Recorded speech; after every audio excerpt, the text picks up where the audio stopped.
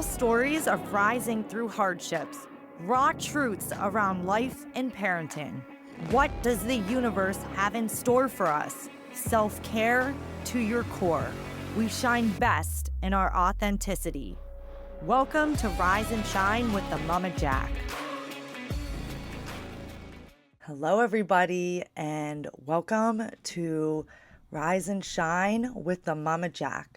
Today, I have a very special podcast for you. So, today is October 8th, 2024. On October 8th, 2004, yes, 20 years ago, I had an event happen to me that changed my life forever. Just so you know, this podcast is really not going to be edited at all. This is all my reoccurrence. Now, this is my first PTSD story, right? You've heard about the car accident before if you are a Mama Jack listener, but I've held back. I'm going to tell you, I've held back. There are aspects to the story that I was not sharing on the internet at the time because I wasn't ready. And now I'm ready. Because this is Rise and Shine with the Mama Jack, and we're letting that spiritual side show. So let's go back to the date, October 8th, 2004. I was a cheerleader in high school. I had graduated a couple months earlier, so it was the homecoming game, and we all went back, alumni, say hello, see people we hadn't seen since May, it was like a big deal, right? So I'm like, all dressed up, go to the game, see all these people. Afterwards, we always went to this place in Pittsburgh. Well, it's outside of Pittsburgh called Eaton Park. It's just like Denny's or whatever, a little diner. So my car that I was using had broken down that week. I was using my mom's car at the time. I didn't have a car and something happened to it. It broke down. I also was a hair assistant at this time in Pittsburgh, right?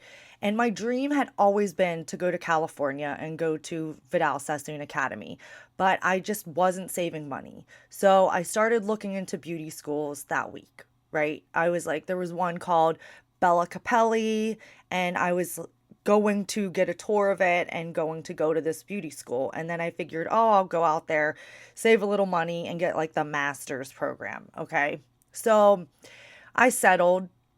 Wasn't my dream, but I was settling. So let's go back to the football game. Everything's cool. Yeah, saying hi. Oh, yeah, look at me. Like, you know how you are whenever you first graduate. Like, ooh, what are you doing? What are you doing? Are you at school yet? Like, all these things happening.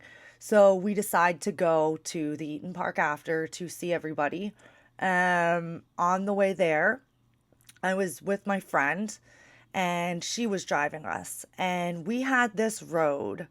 For those of you in the area, you probably know it. It's like a roller coaster road. Okay. So when you're young and not thinking about anything and thinking you're just like, nothing can impact you. It was like fun to drive on, right? Like woo, woo, woo, woo, woo, woo. Like one bends and hills. And okay. So we get to this one part of the road on the way to Eaton Park, and I all of a sudden felt this like whoosh of calm energy come over me. Now, I had been getting a little scared because my friend was driving a little fast, but I also was just always paranoid in cars anyway. So I was like, Jackie, it's going to be okay. So I felt this like calming sensation. It was almost like a hug. It was like a hug, and I heard a whisper in my ear, just relax and everything will be okay. And before that last word could even come out of whatever's mouth it was, I heard screeching. I opened my eyes and we were in a tree. Like literally we had gone off the side of the road, overcorrected, and went into a tree. Now, her car was smashed to pieces. The dashboard came in on us, right? Somehow I remembered her cell phone she had always kept in the cubby underneath the radio. That wasn't there whenever we looked at the car afterwards, but somehow I found the cell phone. I called 911. They asked where we were. I told them where we were. My friend was completely knocked out. Told them where we were. They said, "Is the car on fire?" I said, "I don't think so. I think I'm just seeing steam, but I don't think it's fire." And they asked my location again. I said, "I'm in the middle of um, this road." I forget if I said the right name of it. Paintertown Road. I think that's what it's called. I don't know. I forget the name of the road. But in the middle of this road, that's where I told them. Like, it's literally one road that gets you from one place to another. It ends at one point, it starts at another point. So a volunteer firefighter heard the call, stopped to check on us. The car was on fire. They didn't have a fire extinguisher. Another car that was a passerby came. They had a fire extinguisher and they put the fire out. So, angel number one, have no clue who these people are. They saved our lives because we were stuck in that car. They weren't getting us out. Evidently, at some point, my friend tried to get out. I don't remember this because I was in and out of consciousness the whole time. But then the fire trucks came. It woke me up a little bit. The EMTs came. It woke me up a little bit. I had this woman to the side of me, an EMT, telling me everything that was happening, right? They had gotten my friend out super quick. They life flighted her downtown to a hospital, okay? She had brain injuries. So that was super serious. I mean, her head, Honda, okay, her head hit the steering wheel and then the airbag came back and broke her nose. So she had a concussion and bleeding in her brain from her head hitting the steering wheel. And then I believe a broken nose from when the airbag went off after, just putting it out there. So this is also the reason I'm very nervous and I don't really like to get into Honda Civics anymore. Anyways, back to what I remember. So the EMT is there. She's beside me. She's telling me everything. "Sweetheart, you were in a car accident." I was like, "Yes, I know. I called 911." She's like, "Yes, so you are stuck in this car and we're going to have to use a lot of tools to get you out." Okay. And at this point, I was in and out of consciousness. But I have to tell you, it was not scary for me. I felt completely safe. I felt almost like protected. Like, I don't know if it was my adrenaline or what was happening, but it was almost surreal. And this woman's like, "Okay, sweetheart, we have to break the windows." So she covers me, with this tarp and they break the window on the side, they break the windshield. "Okay, sweetheart, we're getting out the what's called the jaws of life. We're going to cut the top of the car off." So I hear all this happening. They're cutting the top of the car off. They had to completely take the top of the car off. I was stuck in between where the dashboard would be and the seat, like completely stuck. So they had to cut the chair out. And again, she's telling me all this stuff. She was an angel. Like, no, just her beside me, holding my hand through everything, like rubbing my head. I'm pretty sure she was dusting glass out of my hair. Like, complete angel EMT. Okay. Complete. This is why firefighters, EMTs, oh my God, I have the chills. They have my heart. Lifesavers, lifesavers. And oh my gosh. So, yes, they cut my chair out. I remember all of this. They lifted me out of the back of the car and then they had to pull me onto a stretcher. So at this point, I'm in like the headgear, right? They say don't move your neck, don't move anything, which is weird because when I first woke up, I was moving everything, right? I didn't feel anything. I felt no pain, but I knew I had to get to a cell phone. And God only knows how I found that cell phone, but we found the cell phone, whatever, past that part of the story. So they lift me out. I feel like my left leg is like hanging off. Like, I remember feeling like it was bouncing, and every time it would bounce, I would pass out again. And they got me into the ambulance. They drove me to a nearby field and they had to life flight me as well. Now, I woke up in the helicopter. Again, I'm on this like high. I don't know what it was that came over me. Maybe somebody that knows a little bit more about this can tell me what was happening. I say it's adrenaline. I don't know. Honestly, I think I was very close to death, and we'll get to that part. So I am in a life flight. They're taking me to a hospital downtown. I open my eyes and I see these people around me. I had the earmuffs on. They all had earmuffs on. And I'm like, am I flying? And they were just like, yeah, honey, you're in a life flight. Like, we're taking you to the hospital. And I was like, this is the first time I ever flew. And then, boom, passed out again. Woke up in the ER. Everybody's like crazy around me, right? They're trying to put my leg back into place. They couldn't give me any drugs. At this point, I feel like the adrenaline was starting to wear off. All I remember is I have stitches, like you can't see it. There's a scar right here. I got sliced by something, who knows? And I there was definitely something wrong with my neck at the time that they couldn't tell because I needed a full body scan for them to be able to tell anything that was wrong with me. And this is just the ER at this point, right? So they're fixing what they can.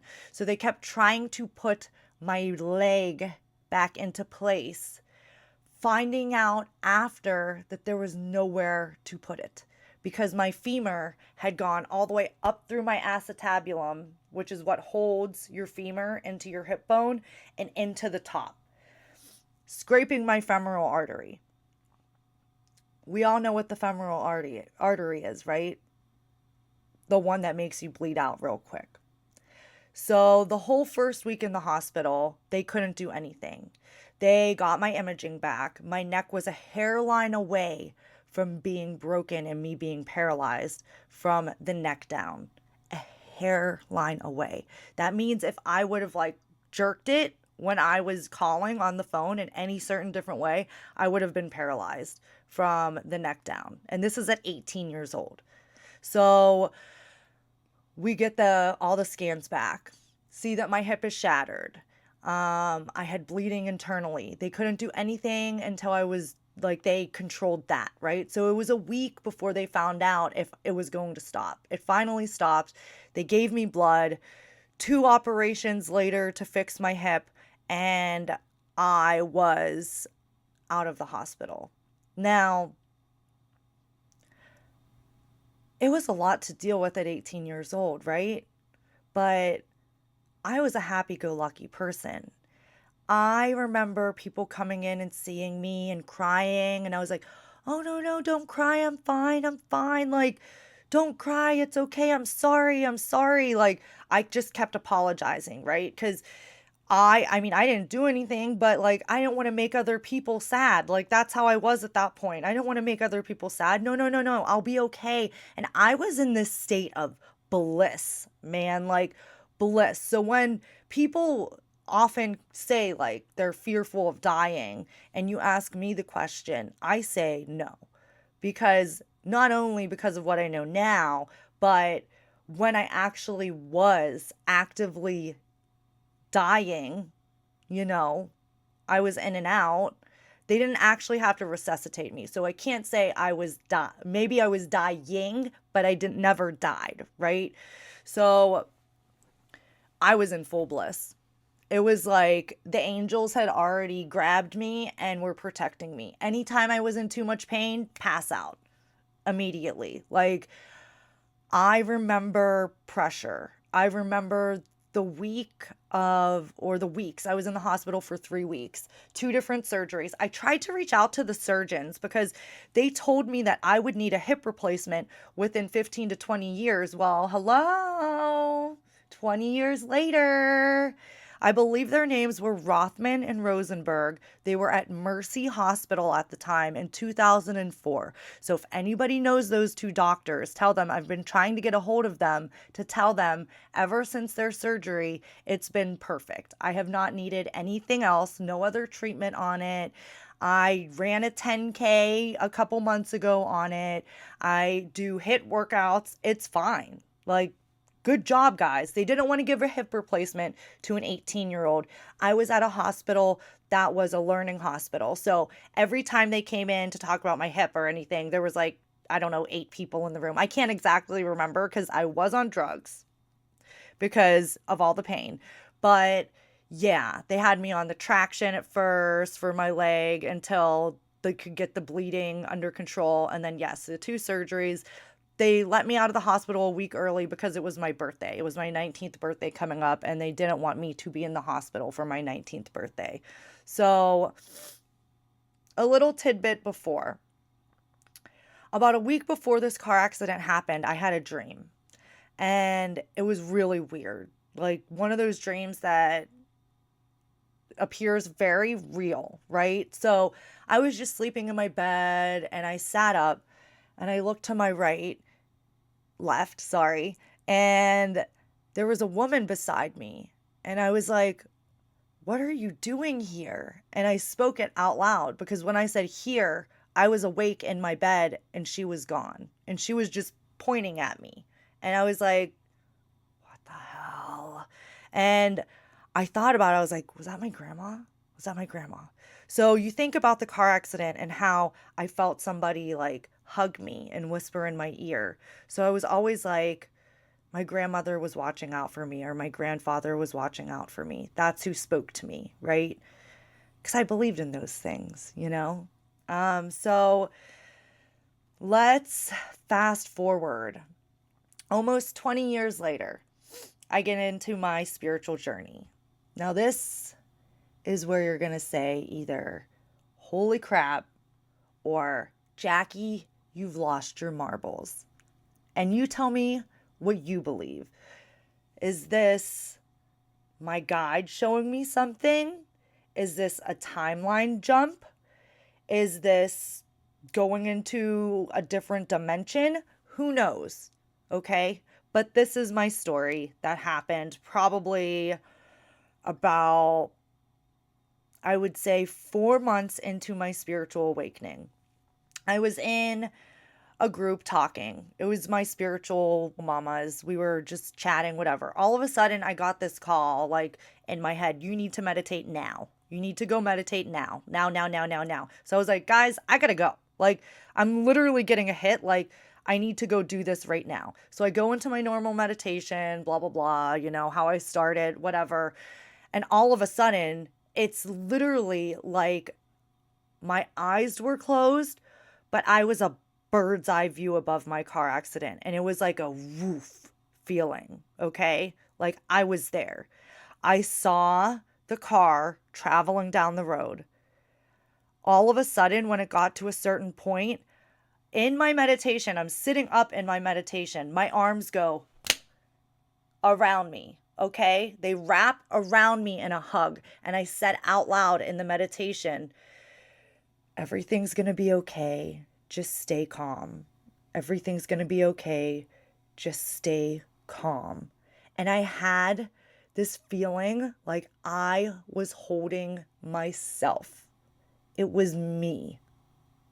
It was me in that moment, whispering into my own ear. So the car wrecks, I'm watching all of this, right? As I told you in the car accident, I was in and out of consciousness. I was losing blood. My femur had scraped my femoral artery. I was literally internally bleeding for a week afterwards, right? So this was a serious car accident. Like both of us shouldn't have made it with that fire in that car. Let's just start there, okay? So in this meditation, I'm watching all this happen. And then I would see myself pass out and automatically my hands would go like this. And I would physically feel like myself jerking up, like almost like it felt like I was pushing the blood back through my body. It was insane. When I say insane, like this was an insane meditation that I had, pushing the blood back through my body. And I was pushing with all of my might. It was like energy flowing through my arms. And this is me meditating, right? Like I see this. I'm like, no, we got to push. You're not leaving. I'm literally saying this in my head. You're not leaving at this moment, Jackie. You are meant for way more than what you've been here to do. You need to be here. And I'm pushing and I'm pushing. And then I would pass out again and I would push again. And I had somebody else in my meditation with me behind me. and they were holding me and they were saying, "It's okay. You're doing what you're supposed to do. This is exactly where you're meant to be right now. You need to be seeing this. It was you. It was you the whole time. It was you." And I'm like, what the hell? What the actual hell is going on? So I see them cut the top off of the car. I see the woman beside me. I see everything. I saw them take my friend away. I saw them pull me out of the car, put me into the ambulance, and all of a sudden I'm out of my meditation. And I just started bawling. What does this mean? Was this me the whole time? Was this my guide showing me something? What just happened? And I got back on with my friends because they were still on talking, and I started hysterically crying. I was like, guys, I just had this meditation about my car accident. And the whole time, like, I thought it was my grandma, but all of a sudden, I think it was me. I think it was me. I think it was me. And I know what I'm saying sounds completely insane. I know what I'm saying sounds completely insane. But guys, it was so real. It was so real. It was, it was realer than a dream. It was realer than a dream. Okay. When I say this, like 100% realer than a dream. What did I do? Did I quantum leap? Did I go through timelines? What was that? I still don't know what it was, but I know it was me. I know it was me, or it was my higher self. Me as my higher self pushing that person to stay here for a purpose. I had a higher purpose. That's why I'm here. That's why I'm doing this podcast today. Now, something I left out. A year to the date after that car accident. So this would have been 2005. It wasn't exactly a year to the date. It was the homecoming. So it was like a couple days off, right? I go and I face my fear because I hadn't driven down that road since the year before, honestly. Since the year before, I was too afraid. I drive down the road. I go to Eaton Park. I'm breaking the curse, right? We'll get there. And we have our fun in the back, whatever, hanging out with friends. I come up to the front, and I had always thanked all the firefighters and the EMTs. Now, let me tell you, no one would give me a name. I searched for the woman that was like beside me the whole time. That almost like, it was like for 4 months, and then I just gave up. I was like, they won't give me her name. Like, I'll never know. So there was this group of firefighters and EMTs eating in the front.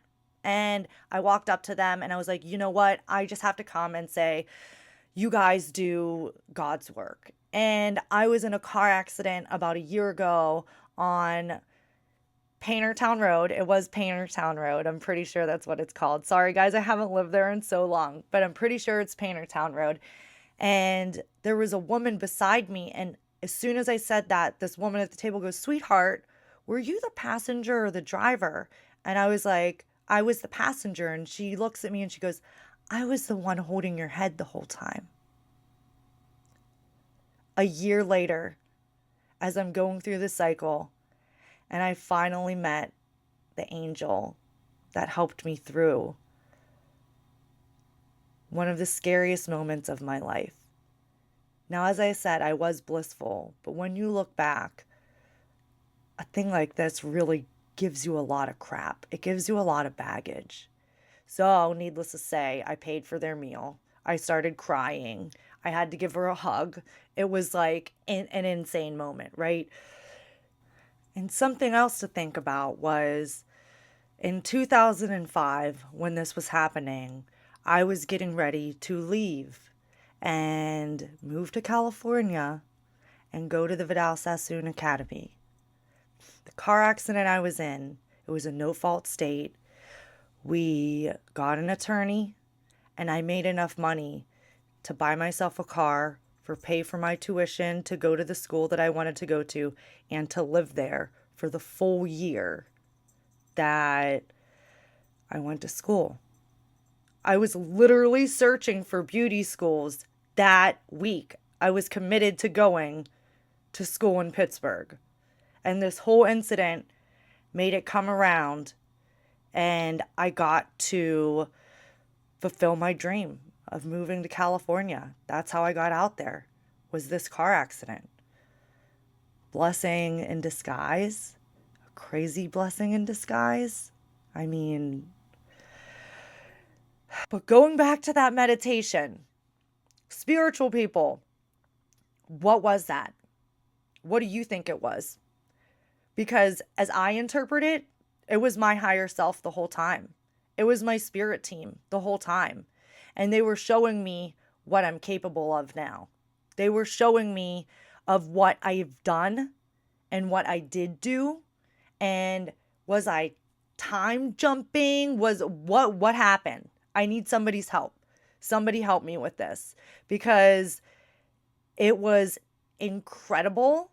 It was, first of all, it was incredibly healing. Secondly, it was freaky AF. Freaky AF. To be live, bird's eye view, watching all of this stuff and physically feel, it was like I was feeling what I was feeling in the car, and it was like, no, no, no, no, no, no, no, no, no. And I would push through again.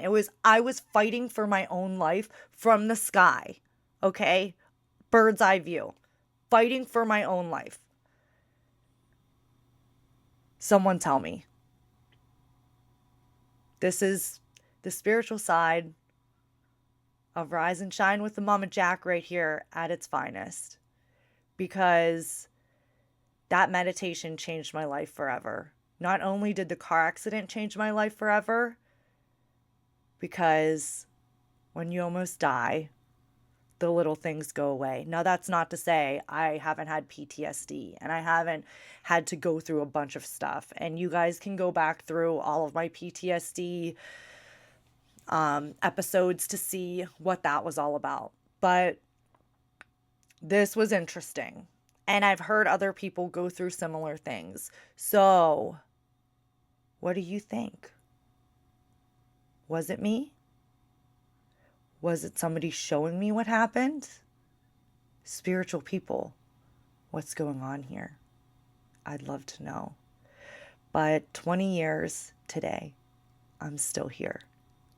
And yes, thank you to those doctors. Thank you to the EMTs. Thank you to the firefighters. Oh my gosh, saved my life. Thank you to the passerby. Thank you to the volunteer firefighter, everybody involved, because let me tell you, there were 100 different ways that could have went south really quick, like even more south than it already did. And me and my friend are both here to talk about it and tell the story. So, what do you think? Am I crazy? Or does stuff like this happen? Let me know what you think. I'm interested. Thank you, everybody, for listening to my story. Comment, share, and let me know your input. Thank you. Thank you for listening to another episode of Rise and Shine with the Mama Jack, where we deep dive into the real, raw, truthful world of parenthood, mental health, wellness, and spirituality. Remember, my loves, it's okay to take a moment for yourself, to breathe, to laugh, and embrace the beautiful messiness of life. Let's keep rising out of our shadows, shining our light, nurturing our souls, and spread love like confetti. Until next time, stay shamelessly authentic. Love, the Mama Jack. For more info and socials, go to shamelesslyauthenticproductions.com.